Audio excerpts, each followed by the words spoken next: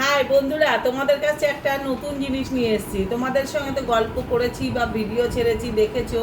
আমি সিমলা, কুলু, মানালি গেছিলাম। ওখানে প্রচুর গাছলে, যেটা আমাদের এখানে নেই। এই ফলটা কি ফল?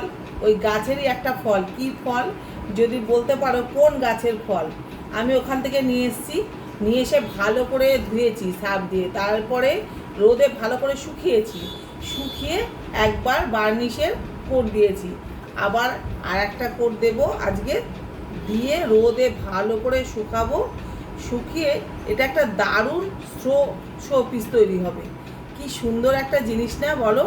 মানে আমাদের এখানে কিন্তু তুমি মাথা কুটলেও পাবে না, পয়সা দিলেও পাবে না, কিন্তু ওখানে রাস্তায় পড়ে থাকে মানে এই ফলটা।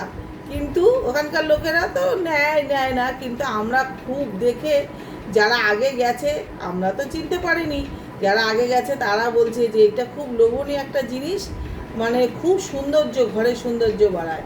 এই যে দেখো কি সুন্দর লাগছে, কেউ ধরতে পারবে? এটা হলো পাইন গাছের ফল।